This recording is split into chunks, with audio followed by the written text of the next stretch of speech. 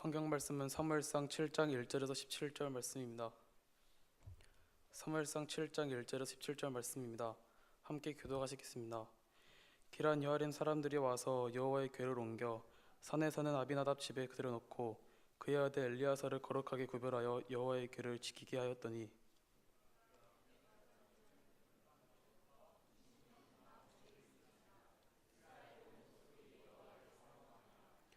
사무엘이 이스라엘 온 족속에게 말하여 이르되 만일 너희가 진실로 여호와께 돌아오려거든 이방 신들과 아스다롯을 너희 중에서 제거하고 너희 마음을 여호와께 드리라.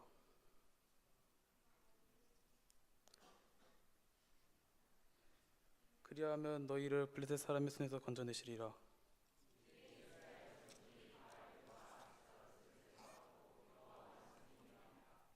사무엘이 이르되 온 이스라엘은 미스바로 모이라. 내가 너희를 위하여 여호와께 기도하리라 하매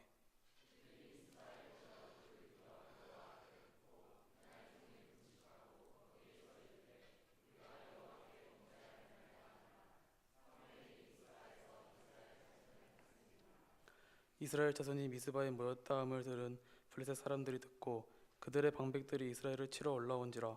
이스라엘 자손이 듣고 블레셋 사람들을 두려워하여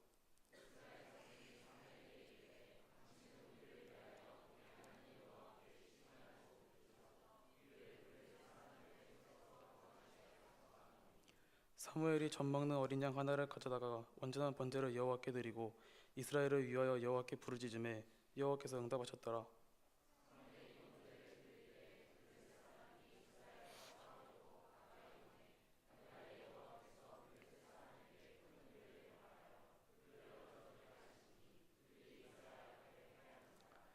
이스라엘 사람들이 미스바에서 나가서 블레셋 사람들을 추격하여 백갈 아래에 이르기까지 쳤더라.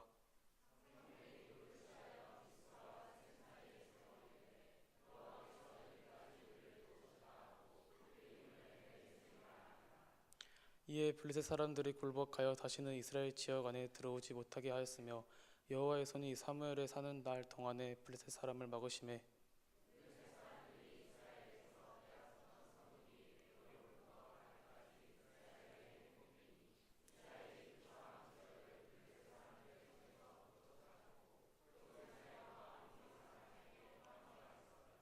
사무엘이 사는 날 동안에 이스라엘을 다스렸으되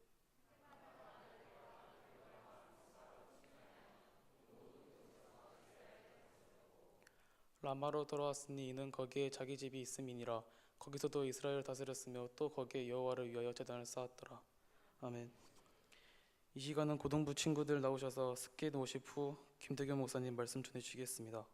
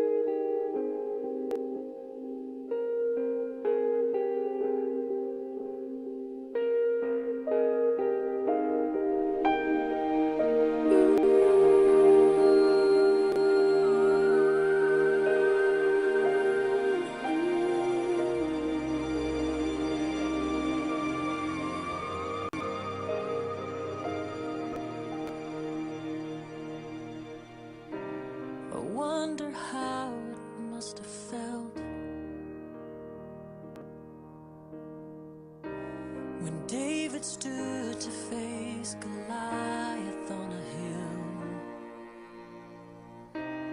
I imagine that he shook with all his might until you took his hand and held on tight. 'Cause you were there in the midst of danger's snare. You were there always. You were there when the hardest fight seemed so out of reach. Oh, you were there. You were always there. You were always there.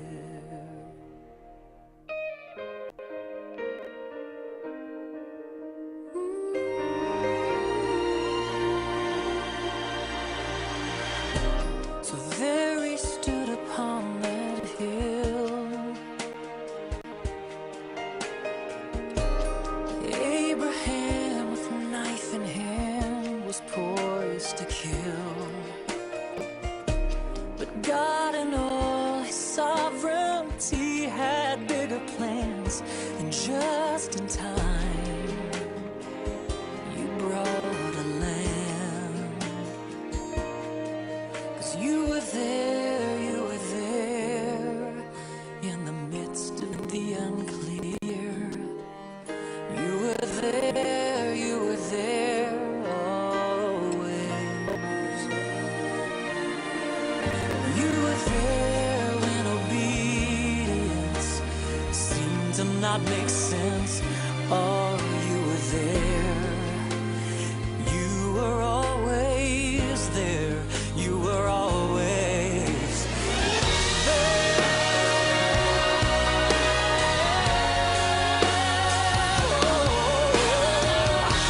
So haven't I learned that my ways aren't as high as yours are? And you alone keep the universe from crumbling into dust. You are God, and though we would not have understood you, there you were, hanging blameless on a cross. You would rather die than leave us in the dark. Every moment, every plan, coincidence, just all makes sense with your last breath. You were there during history's darkest hour. You were there always. You were the victor and the king. You were the power in David's swing. You were the calm in Abraham. You were the God who understands. You are the strength when we have none. You are the living Holy One. You are, and you will always be the risen Lamb of God.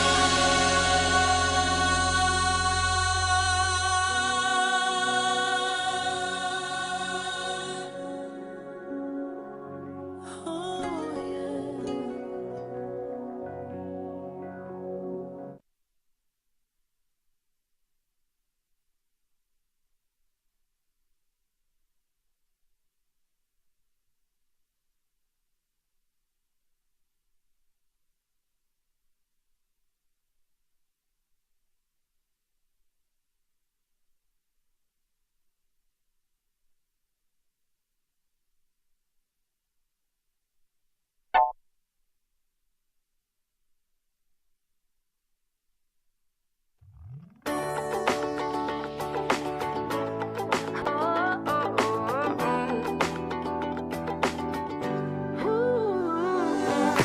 Wake up and smile, 'cause 'cause it's been a while.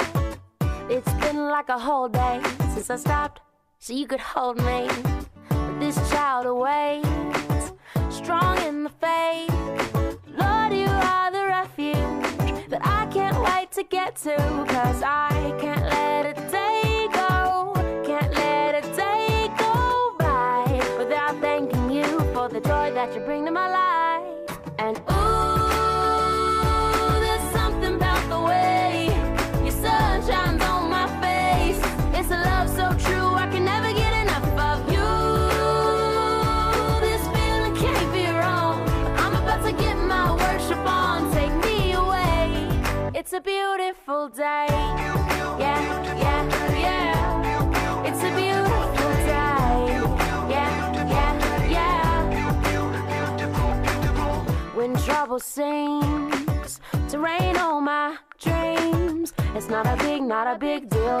Let it wash all the bugs off my windshield, 'cause you're showing me that in you I'm free, and you're still the refuge that I've just got to get to. So I won't let a day go, won't let a day go by. So put the drop top down, turn it up, I'm ready to fly. And ooh, there's something about the way your sun shines on my face. It's a love so true I can never get enough of you. This feeling can't be wrong. I'm about to get my worship on. Take me away. It's a beautiful day. Yeah, yeah, yeah. It's a beautiful day. Yeah, yeah, yeah. I've got no need to worry. I've got no room for doubt. No matter what's coming at me, you'll always be the beautiful I sing about. There ain't no limitations to your amazing grace, your amazing grace. And there's something about the way your love shines on my face. Oh no, I can never get enough of you. This feeling can't be wrong. I'm about to get my worship on. I'm gonna sing a brand new song. Yeah, I'm about to get my worship on. Take me away on this beautiful day. Yeah, yeah, yeah. It's a beautiful day. Yeah, yeah, yeah. It's a beautiful day. Yeah, yeah, yeah. It's a beautiful day. Yeah, yeah, yeah. Such a beautiful day.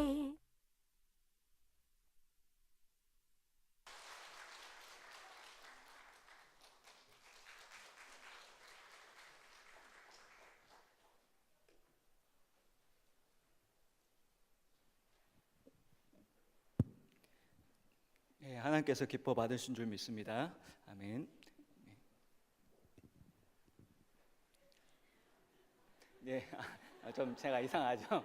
올라올 때 많이 고민을 했습니다. 넥타이를 차고 올라갈까, 아니면 나비 넥타이를 차고 올라갈까. 왜냐면 이제 제가 설교 마치고 바로 이제 헌금 tuk송을 해야 되는데 넥타이를 차고 있으면 도저히 빨간 나비 넥타이 차기가 힘들 것 같더라고요.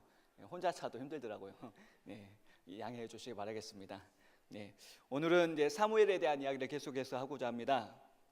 지난 시간 사무엘이 하나님의 음성을 듣고 하나님의 부르심을 받는 장면에서 말씀드렸습니다. 그리고 나서 3장 이후로 이제 4장, 5장, 6장에 있어서 이제 사무엘의 이야기는 이제 나오지 않고 이스라엘과 블레셋 사이의 전쟁에 대한 이야기가 나옵니다. 그리고 이제 그 전쟁에서 엘리가 죽고 하나님이 준비하신 새로운 지도자 사무엘이 공적으로 이제 이스라엘 사회에 등장해서 이스라엘을 다스리기 시작하게 되는 것이 오늘 본문의 내용입니다. 본문 1절과 2절 말씀은 사무엘 당시 역사적인 상황과 영적 상황을 잘 보여주고 있습니다. 하나님의 법궤가 블레셋으로부터 돌아왔지만은 원래 있던 실로로 돌아오지 못하고 베스메스에서 기럇 여아림으로 옮겨져서 산에 있는 아미나답의 집에 20년 동안 오래 있게 되었다라고 말씀을 하고 있습니다. 하나님께서 언약궤를 이렇게 오랜 기간 동안 기럇 여아림에 머물게 하신 이유는 엘리 제사장이 징계를 받아 죽고 제사 제도가 타락한 상태에서 이스라엘 백성들의 제사 받기를 거절하신 것으로 해석이 가능한 것입니다. 2절 하반절 말씀에 이스라엘 온 족속이 여호와를 사모하니라라고 말씀하는데, 여기서 이 사모하니라라는 원문은 애통하다, 부르짖다, 찾다라는 의미를 가지고 있습니다. 하나님의 임재와 말씀의 상징인 법궤가 이스라엘 백성들의 삶의 중심에 오랫동안 오시지 않았으며, 또 하나님께서는 이스라엘 백성들의 잘못된 예배를 받지 않으셨던 것입니다. 하나님의 백성에게 참된 예배가 사라지고 말씀이 사라지면 그 영혼은 갈급할 수밖에 없는 것입니다. 여호와를 사모했다라는 말씀은 이스라엘 백성들의 심령의 영적인 갈급함을 보여주는 구절이라 할 수가 있는 것입니다. 그때 사무엘이 이스라엘 백성들을 향해서 맨 처음 전한 메시지는 이스라엘 백성들의 실상을 정확하게 지적하는 말이었습니다. 3절 말씀 보겠습니다. 만일 너희가 전심으로 여호와께 돌아오려거든 이방 신들과 아스다롯을 너희 중에 제거하고 너희 마음을 여호와께로 향하여 그만을 섬기라. 그리하면 너희를 블레셋 사람의 손에서 건져내시리라 라고 말씀합니다. 이스라엘 백성 가운데 일어난 영적인 갈급함을 알았고, 또 시기적절하게 등장하여 그들이 무엇을 해야 하는지를 사무엘은 이스라엘 백성들에게 분명히 말씀을 합니다. 여호와께 돌아오려거든 먼저 이방 신들과 아스다롯을 그들 중에 제거하고 마음을 여호와께로 향하여 그만을 섬기겠다는 진정한 회개가 요구되었던 것입니다. 회개 없이는 이스라엘은 블레셋의 압제에서 벗어날 수 있는 다른 길은 없는 것이었습니다. 그리고 사무엘은 미스바에서 이스라엘의 총회를 소집하였고, 모인 그곳에서 이스라엘의 민족적인 회개 운동인 미스바 대성회가 일어난 것입니다. 6절 말씀에 이렇게 말씀합니다. 그들이 미스바에 모여 물을 길어 여호와 앞에 붓고 그날 종일 금식하고 거기에서 이르되 우리가 여호와께 범죄하였나이다 라고 말씀합니다. 이스라엘 백성들의 미스바 대성회에서의 모습은 어떠했습니까? 6절 말씀에 보면은 물을 길어다가 여호와 앞에 부었다고 합니다. 무슨 의미가 있습니까? 예레미야가 2장 19절에 이렇게 말씀합니다. 초저녁에 일어나 부르짖을지어다 내 마음을 주의 얼굴 앞에 물쏟듯 할지어다 라고 말씀하고 있습니다. 또 시편 62편 8절에서는 백성들아 스스로 그를 의지하고 그의 앞에 마음을 토하라 말씀하고 있습니다. 이스라엘 백성들이 회개하면서 물을 부었는데, 이것은 그들의 마음을 표현하는 의식인 것입니다. 하나님께 회개하면서 하나님, 우리의 마음을 다 물 쏟아놓은 물처럼 하나님 앞에 내려놓습니다 라는 표현을 한 것입니다. 물을 쏟았다는 말은 마음에 남김없이 다 하나님께 토했다는 이야기인 것입니다. 이스라엘 백성들이 철저하게 회개했다는 말이고, 또 그들이 주님 앞에 온전히 고백하며 하나님께 돌아섰다는 의미를 가지고 있는 것입니다. 그래서 철저한 회개, 진정한 회개의 모습을 미스바 성에서 나타내고 있는 것입니다. 또 미스바 성에서 금식을 했다라고 말씀합니다. 죄에 대한 고통하는 마음의 표현으로 식음을 전폐하고 금식하는 모습을 하나님 앞에 보여준 것입니다. 그리고 그 다음에 입을 열고 하나님께 범죄하였나이다라고 고백을 합니다. 이스라엘 백성들은 죄를 고백하고 그 마음을 철저하게 하나님께 돌렸으며, 또 우상을 숭배하며 하나님께 그동안 불순종했던 그들 삶의 모든 것들을 철저하게 내려놓고 진정한 회개의 역사, 놀라운 회개의 역사가 일어난 것을 오늘 본문은 이야기를 하고 있습니다. 이 본문을 통해서 우리에게 주시는 교훈을 잠깐 나누고자 하는데, 회개에 대한 이야기를 잠깐 나누고자 합니다. 오늘 첫 번째 나누고자 하는 것은 진정한 회개는 무엇이냐? 진정한 회개는 우상을 제거하고 하나님만 섬기는 것입니다. 사무엘의 회개의 촉구와 또 미스바 성의 모습 속에서 우리는 회개가 무엇인가를 생각해 볼 수 있습니다. 3절 말씀에 이방 신들과 아스다롯을 너희 중에서 제거하고 너희 마음을 여호와께로 향하여 그만을 섬기라 말씀하셨습니다. 즉 우상을 제거하고 하나님만 섬기라는 것입니다. 여기서 이방 신들, 3절 말씀에 이방 신들은 이방 사람들이 섬기던 신들을 말하고, 또 4절의 내용을 보면은 바알 신이 그 대표라고 할 수 있습니다. 바알 신은 고대 근동 여러 곳에서 비를 내리게 하는 농경신으로 풍요와 폭풍의 신으로 추앙되었던 신입니다. 그리고 아스다롯은 가나안 최고의 여신으로서 최고의 남신인 바알과 더불어 가나안의 대표적인 우상으로서 사랑의 신, 또 다산과 전쟁의 여신으로 알려져 있습니다. 이스라엘의 하나님은 이러한 블레셋의 신들보다 능력이 약하지 않았습니다. 그런데 이스라엘이 블레셋으로부터 압제를 받는 이유가 무엇이었겠습니까? 바로 이스라엘 백성들이 하나님의 율법을 떠나 우상을 숭배함으로 하나님과의 관계가 단절되었기 때문인 것입니다. 이스라엘 백성들이 하나님의 율법을 떠나 하나님과의 관계가 단절되어 있었다고는 하지만 사실 그들이 하나님을 섬기지 않고 있었던 것은 아닙니다. 그동안 줄곧 해서 계속해서 하나님을 섬겨왔던 것이 이스라엘 백성들이었습니다. 그런데 문제는 무엇이냐면은 하나님을 섬겼지만은 동시에 이방 신들도 그들은 섬겼던 것입니다. 그들의 풍요와 실존적인 문제들을 해결하기 위해서 그들은 하나님도 섬겼지만 동시에 이방 신들도 섬겼던 것입니다. 이스라엘 백성의 문제는 바로 여기에 있었던 것입니다. 하나님을 섬기는 것과 하나님만을 섬기는 것은 분명히 다르다는 것입니다. 서로 비슷한 의미를 가지고 있는 것처럼 보이지만 실제로는 엄청난 차이를 가지고 있습니다. 이스라엘 백성들은 하나님을 섬기지 않는 것이 아니라 계속 섬겨왔습니다. 문제는 자신들의 삶의 문제들을 해결하기에 자신들이 누리고자 하는 그 풍요를 누리기 위해서 하나님을 섬기는 동시에 이방신들도 섬기는 데 문제가 있었습니다. 성경은 하나님과 세상을 겸하여 섬기지 못한다라고 말씀을 합니다. 그러면 하나님께서 두 마음을 품는 것은 곧 불신이며 우상 숭배인 것입니다. 마태복음 6장 2절에 이렇게 말씀합니다. 한 사람이 두 주인을 섬기지 못할 것이니 혹 이를 미워하고 저를 사랑하거나 혹 이를 중히 여기고 저를 경히 여김이라. 내가 하나님과 재물을 겸하여 섬기지 못하느니라. 두 주인을 섬길 수 없다는 말입니다. 한 주인만 섬기라는 말인 것입니다. 십계명의 첫 번째 계명인 출애굽기 20장 3절에서 이렇게 말씀합니다. 너는 나 외에는 다른 신들을 내게 있게 말지니라라고 말씀합니다. 그 우상 숭배에 대해서 강력하게 금지할 것을 명령하셨는데 여기서 3절에 나 외에는 이라는 표현은 내 옆에 나란히라는 뜻으로 다시 번역할 수가 있습니다.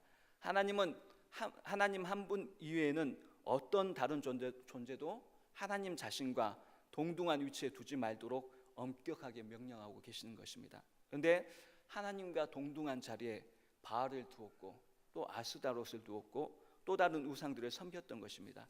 이것이 이스라엘의 죄였습니다. 그래서 하나님께서는 우상을 제거하고 그들의 마음을 여호와께로 향하여 하나님만을 섬기라라고 요구하시는 것입니다. 사랑하는 성도님 여러분, 회개란 하나님과 동등된 위치에 서 있는 것들을 우리 마음에서 제거하는 것입니다. 우리에게 있어서 제거해야 될 마음의 우상들은 무엇입니까? 하나님과 동등된 위치에 서 있는 그 무엇들이 있을 것입니다. 그것이 물질일 수도 있고 또 명예일 수도 있고 또 아니면 자녀들일 수도 있고 또는 취미생활일 수도 있고 아니면 자기 자신일 수도 있습니다. 내 안에서 하나님처럼 높아져 있는 그것들을 발견하고 그것들을 제거하는 것이 진정한 회개인 것입니다. 하나님은 우리를 용납하시기를 원하십니다. 용서하시기를 원하십니다. 그러나 죄는 용납하시지 않습니다. 죄가 있는 것이 문제가 아닙니다. 왜냐하면 사람들은 누구나 죄인이기 때문에 죄짓기 마련인 것입니다. 그런데 우리에게 죄가 있어서 하나님이 분노하시는 것보다는 죄를 지었음에도 불구하고 뻔뻔하게 회개하지 않기 때문에 하나님께서는 진노하시는 것입니다. 우상을 제거하라 하십니다. 우리 안에 여러 가지 죄악들이 있습니다. 하나님 그것을 아십니다. 그러나 거기서 더 나가서 그것들을 하나님과 동등된 위치에 선 마음의 우상들을 제거하라, 죄를 제거하라라고 말씀하고 있는 것입니다. 우리 마음의 우상들을 모두 제거하시는 은혜가 있기를 기도합니다. 그리고 하나님만을 최고의 우선순위에 두시기를 바랍니다. 이렇게 사무엘은 이스라엘 백성들에게 전심으로 여호와께 돌아오려거든, 즉 회개하려거든 제일 먼저 우상을 제거하고 하나님만 섬기라라고 말씀했습니다. 김진선이라는 분이 쓴 내게 하나님은 3등입니다라는 시가 있습니다.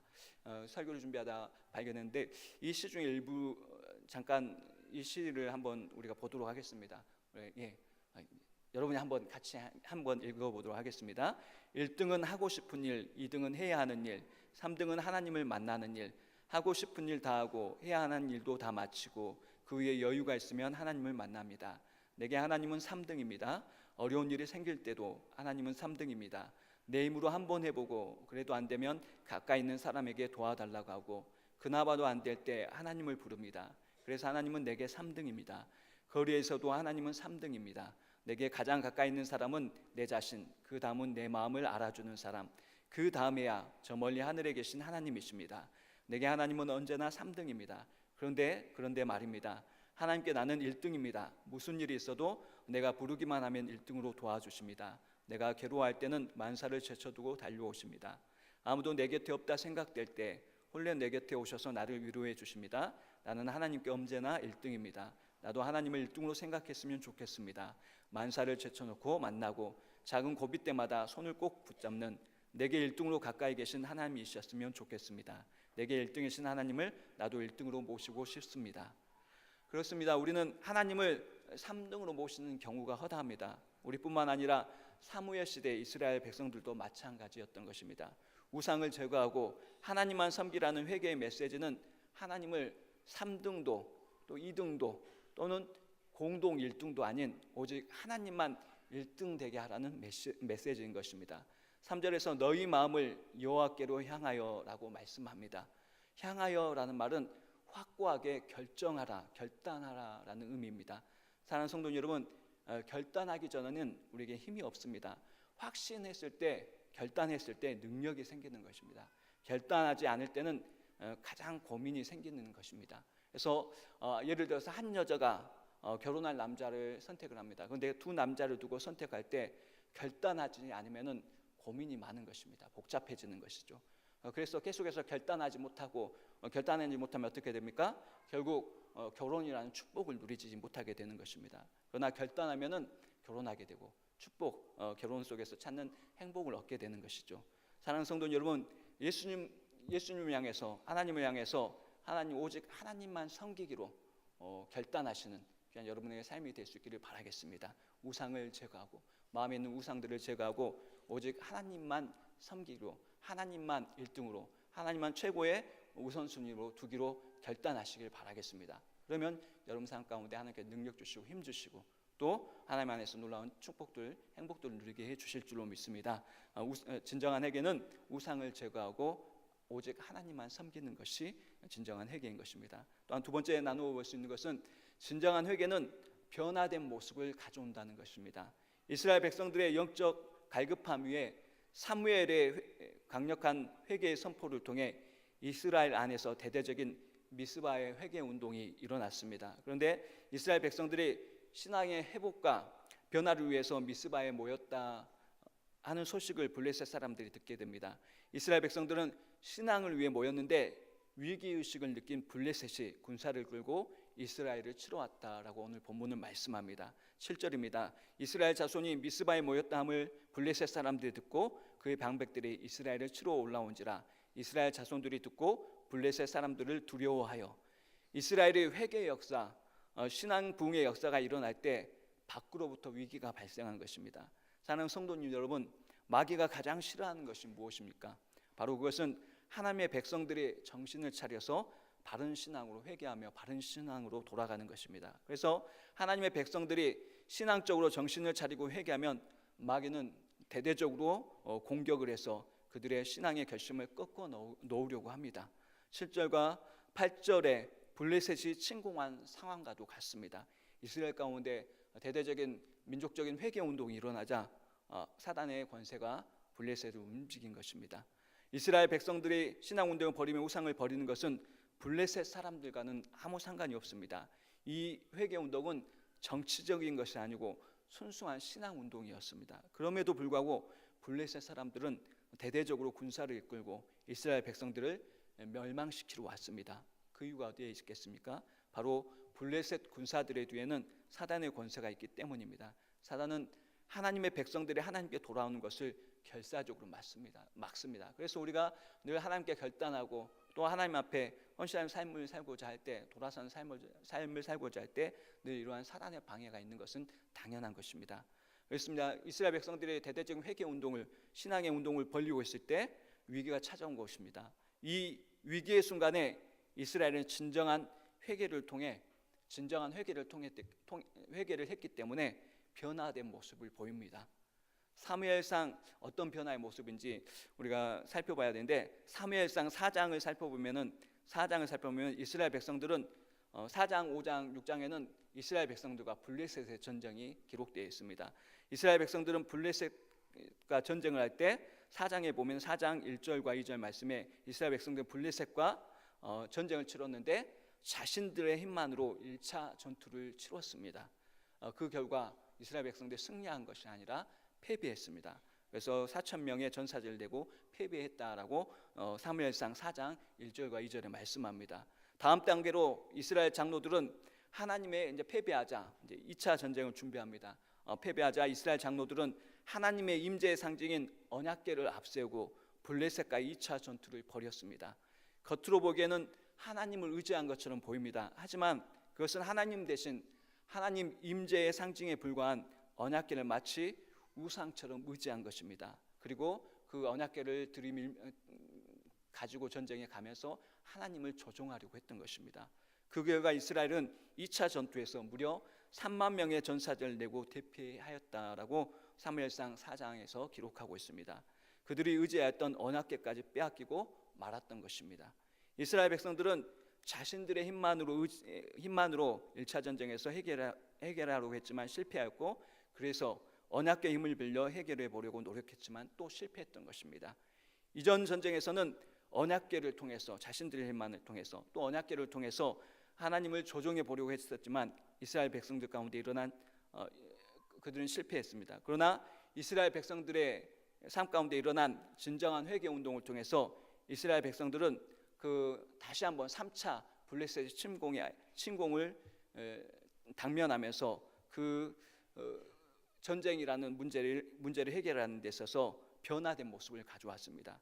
어떤 모습이냐면은 7절 하반절과 8절 말씀에 있습니다. 7절과 8절 하반절 말씀 우리가 함께 읽어보겠습니다. 이스라엘 자손들이 듣고 블레셋 사람들을 두려워하여 이스라엘 자손이 사울에게 이르되 당신은 우리를 위하여 우리 하나님 여호와께 쉬지 말고 부르짖어 우리를 블레셋 사람들의 손에서 구원하시게 하소서 하니, 이스라엘 백성들은 블레셋의 침공이 두려웠지만 앞선 1차와 2차 블레셋과의 전쟁과는 사뭇 다른 방식으로 접근을 하고 있는 것입니다. 사무엘에게 쉬지 말고 하나님께 부르짖으라라고 부탁을 했습니다. 기도해달라라고 부탁하고 그들도 기도했던 것입니다. 블레셋에게 패배하여 언약궤를 빼앗겼던 2차 전쟁에서 이스라엘 백성들은 어떤 행동을 취했냐면은 사무엘상 4장 3절에 이렇게 말을 합니다. 우리 한번 읽어보겠습니다. 4장 3절입니다. 여호와의 언약궤를 실로에서 우리에게로 가져다가 우리 중에 있게 하여 그것으로 우리를 우리 원수들의 손에서 구원하게 하자 하니, 그것으로 우리를 우리 원수들의 손에서 구원하게 하자 하며 하나님을 언약궤로 조종해 보려고 했었던 것입니다. 그런데 그런 그들이 이제는 3차 전쟁에서 하나님께서 우리를 구원하시게 하소서라고 구원의 주체를 하나님께 돌리며 기도로 하나님께 나아가게 된 것입니다. 분명한 변화였죠. 그들이 1차와 2차에서는 자신의 힘과 또는 하나님을 조종해서 그들이 전쟁에서 승리하려고 했습니다. 그들이 구원의 주체가 되려고 했던 것입니다. 그러나 3차 전쟁에서는 두려움 가운데 있었지만 그들이 허둥지둥하면서 전쟁을 준비했던 것이 아니라 또 다른 그들이 섬겼던 이 우상들을 빌었던 것도 아니라 하나님을 조종해서 도움을 얻고자 했던 것도 아니라 오직 구원의 주체를 하나님께 두고 하나님이 구원하시게 하소서라고 기도했던 것입니다. 이것이 변화된 모습입니다. 전쟁의 두려움 가운데서도 그들의 실존을 흔들 수 있는 그 전쟁의 두려움 가운데서도 이전이라면 회개 이전에는 아마 그들은 다른 방법들을 추구했을 것입니다. 그러나 이제는 회개한 후에는 전쟁의 두려움 가운데서도 그들이 두려움에 떨었다고 했습니다. 아무런 무기도 없었습니다. 그럼에도 불구하고 자신들의 방법을 쓰지도 하나님을 조종하려 하지도 않고 사무엘에게 기도를 요청하며 하나님의 구원을 바라보았습니다. 하나님께 목숨줄을 걸었던 것입니다. 예배하며 기도하며 구원의 주체가 되시는 하나님만을 의지한 것입니다. 진정한 회개가 있을 때 이러한 변화가 있는 것입니다. 사랑하는 성도 여러분, 진정한 회개는 변화를 불러오는 것입니다. 자신이 주도권을 갖고 있었던 사람들이 하나님께 주도권을 맡기는 것입니다. 그리고 내 인생의 실존의 문제들 앞에 내가 해결하려고 힘쓰었던 내 힘과 또는 하나님을 조종해서 해결하려고 힘썼던 그들의 모습이 이제 내 실존의 문제 앞에 전쟁이라는 최고의 실존의 문제 앞에 온전히 하나님만 의지하고 하나님만 바라보며 하나님께 맡겼던 모습으로 변화된 것입니다. 회개한 인생들은 이렇게 변화가 있게 되는 것인 줄 믿습니다. 여러분 삶 가운데도 진정한 회개를 통해서 이러한 변화의 모습들이 날마다 있기를 원합니다. 또한 마지막으로 살펴볼 것은 진정한 회개는 에벤에셀의 하나님을 경험하게 한다는 것입니다. 이스라엘 백성들이 하나님께 모든 것을 맡기고 번제를 드리고 부르짖자 하나님은 사무엘과 이스라엘 백성들의 기도에 응답을 하셨습니다. 하나님께서 큰 우레로 공격하셔서 블레셋 사람들을 흩으셨습니다. 블레셋 사람들은 도망을 치고 이스라엘 백성들은 그들을 추격하여 벳갈이라는 데까지 갔습니다. 그리고 거기서 돌을 취하여 전쟁의 승리를 기념하며 미스바와 센 사이에 세워서 에벤에셀이라 불렀습니다. 12절에 사무엘이 돌을 취하여 미스바와 센 사이에 세워 이르되 여호와께서 여기까지 우리를 도우셨다고 하고 그 이름을 에벤에셀이라 하니라. 에벤에셀은 도움의 돌이라는 뜻입니다. 미스바 회개 운동은 우리의 삶에 사단의 공격을 가져왔습니다. 위기가 발생했습니다. 그러나 그러한 공격은 우리의 진정한 도움이 되시는 에벤에셀의 하나님을 체험하게 하는 것이었습니다. 사랑하는 성도 여러분, 하나님은 어떤 분이십니까? 이스라엘 백성들이 진정한 회개를 통해 바른 신앙으로 돌아올 때 에벤에셀의 축복을 주시는 분이십니다. 미스바의 회개 운동은 에벤에셀의 하나님을 경험하게 하는 것이었습니다. 사무엘상 3장은 사무엘이 부르심을 받는 장이었습니다. 지난 시간에 나눴죠. 그리고 다시 사무엘이 공적인 사역을 시작하며 등장하게 된 장은 오늘 본문 7장입니다. 그 사이 4장과 5장, 6장에서는 엘리자세장과 그의 아들들 홈리와 비느하스가 이스라엘을 다스리던 시대에 일어난 블레셋과의 1차, 2차 전쟁에 대한 기록을 하고 있습니다. 아까 두 번째에서도 나누었는데 이스라엘 백성들은 블레셋의 압제를 견디다 못해 이스라엘은 반기를 두고 블레셋과의 전쟁을 일으켰습니다. 그러나 블레셋에게 이스라엘은 대패를 했습니다. 1차 전쟁이죠. 그래서 다급해진 이스라엘의 제사장들이 하나님이 함께 하신다는 상징인 하나님의 법궤를 메고 왔습니다. 그들은 법궤가 앞으로 가면 하나님이 반드시 도와주시리라는 생각을 가지고 사기가 충천해서 블레셋과 2차로 전쟁하러 나갔던 것입니다. 그런데 법궤를 빼앗기고 엘리 제사장은 의자에서 뒤로 넘어져 목이 부러져 죽고 그의 아들 홈리와 비느하스는 전쟁터에서 칼에 죽었습니다. 또 많은 이스라엘 백성들이 죽었습니다. 왜 하나님이 그때 도와주시지 않았겠습니까? 답은 한 가지입니다. 당시 이스라엘 백성들에게는 회개가 없었습니다. 엘리도 죄를 범하고 있었습니다. 그의 아들 홈리와 비느하스도 자기 아버지의 권세를 등에 업고 성전의 제물들 중에서 가장 좋은 것을 자기 것으로 취했고 눈에 들어 보이는 여자들을 농락하고 희롱했습니다. 하나님의 제사를 멸시했습니다. 또한 이스라엘 백성들은 우상 숭배하며 죄악을 저질렀지만 회개하지 않았습니다. 1차와 2차 전쟁 그 어디에도 이스라엘 백성들이 그들이 전쟁을 치르며 회개했다는 말은 한마디로 찾아볼 수 없었습니다. 오로지 자신들의 힘과 언약궤를 이용하여 승리하려고 했을 뿐인 것입니다. 앞선 1차, 2차 블레셋과의 전쟁에서 에벤에셀의 하나님을 경험하지 못한 이유는 회개가 없었기 때문에 그렇습니다. 이스라엘 백성들이 회개 운동을 일으켰던 곳은 미스바였고 승리를 거둔 곳은 에벤에셀이었죠. 미스바의 회개 운동이 에벤에셀이 하나님을 경험하게 한 것입니다. 사랑하는 성도 여러분, 여기서 우리는 교훈을 얻어야 합니다. 시편 121편 1절과 2절에서 말씀합니다. 내가 산을 향하여 눈을 들리라. 나의 도움이 어디서 올까? 나의 도움은 천지를 지으신 여호와께서로다. 또 이사야 41장 10절에서는 이렇게 말씀을 합니다.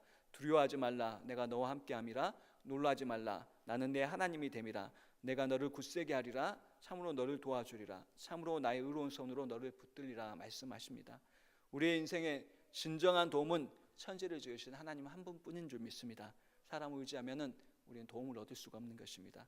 또한 성경에서는 회개하는 자에게 도움을 주신다라고 말씀합니다. 시편 66편 18절 말씀에 내가 나의 마음에 죄악을 품었다라면 주께서 듣지 아니하시리라 라고 말씀합니다. 또 잠언 28장 13절에서는 자기 죄를 숨기는 자는 형통하지 못하나 죄를 자복하고 버리는 자는 불쌍히 여김을 받으리라 라고 말씀합니다. 사랑하는 성도님 여러분, 하나님은 진정으로 회개하는 사람을 도와주십니다. 그런데 근본적인 회개가 없이는 안 되는 것입니다. 하나님이 싫어하시는 죄악된 것들을 끊어야만 에벤에셀의 하나님을 경험하게 되는 것입니다. 겉으로 보이는 외형적으로 보이는 종교의식과 형식적이고 위선적인 신앙생활을 하나님께서는 싫어하시는 것입니다. 진정한 회개를 통해 하나님과의 관계를 회복할 때 하나님께서는 도우십니다. 물론 우리가 회개가 없을지라도 하나님은 자비와 긍휼로 인생을 돌보시며 도우시는 분이 하나님이십니다. 그러나 일반적인 경우는 아닙니다. 진정한 회개가 이루어질 때 하나님은 에베네셀의 하나님이 되셔서 우리에게 놀라운 승리를 주시고 변화도 주시고 또 치유와 회복과 놀라운 역사들을 이루어 주시는 분이 하나님이신 줄 믿습니다. 하나님은 우리의 도움이 되고 싶어 하십니다. 그러나 하나님의 눈에 들어야겠죠. 우리가 회개하고 우리의 잘못된 것들을 돌이키고 고칠 때 하나님께서 놀라운 역사를 풍성하게 해주실 줄로 믿습니다. 우리 삶 가운데 하나님이 싫어하시는 것이 있는지, 마음의 우상들이 있는지 우리가 살피시길 바랍니다. 애통하며 진정한 회개가 있는 사람은 에베네셀의 하나님을 경험하게 될 줄로 믿습니다. 말씀을 마치고자 합니다. 미스바 성에는 기도와 금식과 회개 모임이 없습니다. 그들은 우상 숭배한 것을 회개했고 또 그들의 종교적 안일함을 회개했고 그동안 불충성했던 것들을, 불순종했던 것들을 회개했습니다. 사랑하는 성도님 여러분, 진정한 성령의 역사는 어떤 것인 줄 아십니까? 회개 없는 성령의 역사는 없습니다. 회개 없는 병 고치는 것도 없고 회개 없는 전도도 없고 또 회개 없는 구제도, 회개 없는 부흥도 다 가짜인 것입니다. 초대교회처럼 예수 그리스도의 십자가의 복음 앞에 또 말씀 앞에 우리가 어찌할꼬라고 가슴을 치는 것이 진정한 성령의 역사인 것을 우리가 기억해야 될 줄 믿습니다. 1907년 우리나라에 일어난 성령운동, 성령의 역사, 평양 대부흥이 어떤 운동이었습니까? 한마디로 회개운동이었습니다. 성도들이 눈물을 흘리며 성령님이 지시하신 대로 그들이 거짓말하고 또 죄짓고 우상 숭배했고 불순종하고 하나님을 기만했던 모든 것들을 내어놓으며 눈물 흘리며 대성통곡하고 가슴을 찢기 시작했던 것입니다. 진정한 회개가 있어야 될 줄 믿습니다. 뿌리 깊은 회개가 우리 가운데 있어야 될 줄 믿습니다. 계속해서 새벽 예레미야서를 살펴보지만 예레미야서에서 통해서도 하나님께서는 진정한 회개를 원하십니다. 이스라엘 백성들이 요시야 왕 때 대대적인 회개 운동을 벌였지만 그 안에 형식적이고 위선적인 회개 운동이었다라고 지적하면서 마음을 찢고 돌아오라라고 이야기하고 있는 것이 예레미야서인 것입니다. 우리가 요 앞에 범죄하였나이다라고 고백하며 내 영혼이 벌거벗은 것 같이 하나님께로부터 온전한 회개의 영이 우리가 부어져야 될 줄을 믿습니다. 그럴 때 진정한 위로와 또 치료의 역사, 변화의 역사, 그리고 진정한 에베네셀의 하나님을 만나는 은혜가 있게 될 줄로 믿습니다. 오늘 고등부 헌신 예배입니다. 헌신이 말로만 한다고 그냥 되는 것이 아닙니다. 진정한 회개가 있을 때 우리는 치료하시고 회복하시고 변화시키시는 하나님의 놀라운 능력을 경험하게 됩니다. 그러면은 하나님의 능력을 경험하게 되면은 헌신을 하게 되는 것입니다. 그 앞 단계가 없는데 어떻게 헌신이 있을 수가 있겠습니까? 마찬가지로 우리가 진정한 도움이 되시는 에베네셀의 하나님을 회개를 통해서 경험하시고 그래서 우리가 나를 도우신 하나님 앞에 우리의 인생을 온전히 헌신하는 귀한 삶이 되어야 될 줄로 믿습니다. 특별히 제일 많이 회개할 사람들이 누구냐면은 목회자들이고 그리고 교인들의 죄가 큽니다. 그리고 마지막으로 세상 사람들이죠. 우리 교인들의 죄에 비하면 세상 사람들의 죄는 작습니다. 왜냐하면 세상 사람들은 하나님을 모르기 때문입니다. 하나님을 안다는 사람들 또 오래 믿는 사람들일수록 깊이 회개해야 되는데 우리가 한번 예수님 앞에 돌이킬 때 근본적인 회개 한번 했다고 우리가 회개에 대해서 참 멀리하죠. 우리가 진정한 회개의 삶을 사는 귀한 우리 성도님의 삶이 될 수 있기를 바라겠습니다. 사랑하는 성도 여러분, 성령께서 우리에게 진정한 회개의 영을 부어주사 하나님과 동등한 위치에 있는 우상들, 마음의 우상들을 제거하고 그 마음을 하나님께로 결단해서 하나님을 최고의 우선순위에 놓는 삶이 되시길 기도합니다. 금식하며 기도하며 죄를 고백하며 나아가 그러면 승리하게 하시는 에베네셀의 하나님을 체험하게 될 줄로 믿습니다. 기도하시겠습니다. 사랑의 하나님 감사를 드립니다. 오늘 사무엘을 통해서 우상을